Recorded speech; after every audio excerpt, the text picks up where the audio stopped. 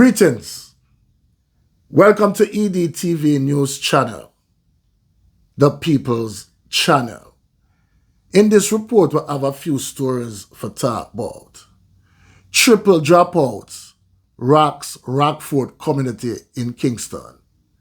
St. Elizabeth wanted man nabbed in Kingston, now charged for dropout. Man accused of St. Mary's shooting is now crippled. Stay tuned for the full reports. Blessings to all subscribers and viewers. If you're here for the first time, you can support the channel by like, subscribe, share, hit the notification bell. So people, we'll kick it off in Kingston, Rockford community.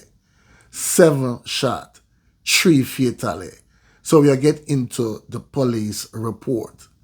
Detectives attached to the Major Investigation Division are probing the circumstances surrounding the dropout of 3 men and the shooting and wounding of other persons along Roosden Road in Rockford, Kingston 2 last night. Dropout are 19-year-old Raheem Walters, construction worker of Belmont Road, 22-year-old Warren Benjamin, fisherman of Adestra Road, both in Kingston, and an unidentified male who is believed to be in his 20s, about 5 feet 10 inches tall, with images of an old tattoo on his neck area and a lion on his left arm. Reports are that about 11 p.m., all 7 persons were among other patrons at a party being held at a bar in Rockford.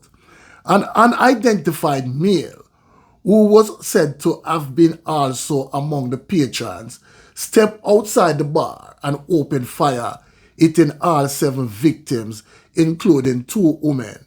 The gunman then made his escape on foot.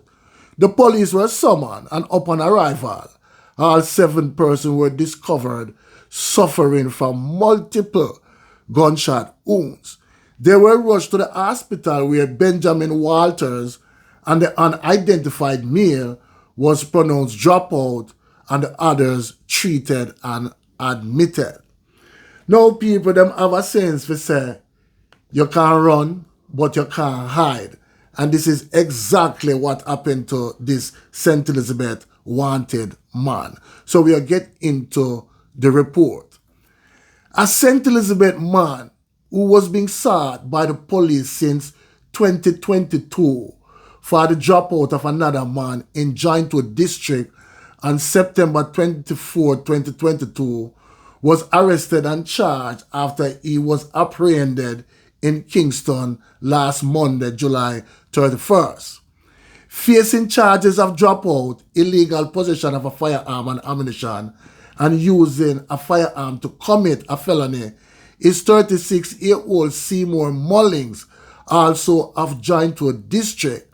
Mullings was being sought for the dropout of 22-year-old Tevil Green, otherwise called Frost, also of Jointwood. Reports by the Black River Police are that both men were at a bar when they got involved in a domestic dispute. During the dispute, Mullings reportedly pulled a firearm and opened fire, hitting Green before fleeing the scene. Green was taken to hospital where he was pronounced dropout, while a manhunt was launched to apprehend the culprit until his arrest on Monday. Now people will head over to St. Mary, where a man accused of a shooting incident is now crippled. So we'll get into the latest report. An 18-year-old who is accused of shooting a man in the neck area in St. Mary last month was reportedly paralyzed during the same incident after a tussle with the victim. Miguel Francis, otherwise called Michael Iwan, a carpenter from Greenwich Street, Kingston 14, and Dover District, slapped with several gun-related charges, was charged after a man was shot and injured and July 17 in Dover District in Anata Bay last month. Francis was reportedly shot during this same incident, which resulted in him being paralyzed from the waist down. He was held after he turned up at a hospital with a gunshot wound and was pointed out by the man who was earlier shot and injured. He is charged with shooting with intent, with the use of a firearm, unauthorized possession of ammunition, possession of a prohibited weapon, and using a firearm to commit a felony.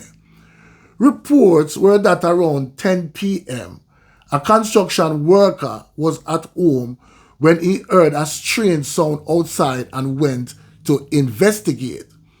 It is reported that the construction worker was approached by a gunman who shot him in the neck area. The injured man then held onto the firearm and a struggle ensued and another round was discharged.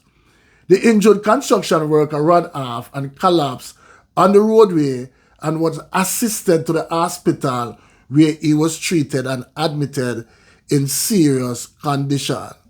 The police were summoned to the crime scene of the incident, and while searching the crime scene, they found Francis about 15 meters away, suffering from what appeared to be a gunshot wound to the chest area. He was rushed to the same hospital for treatment. While there, he was pointed out by the construction worker as the shooter. He was taken into police custody, treated, and admitted.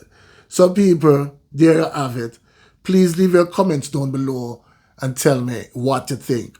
One aim, one God, one destiny. Walk good, talk good, live good. Blessings.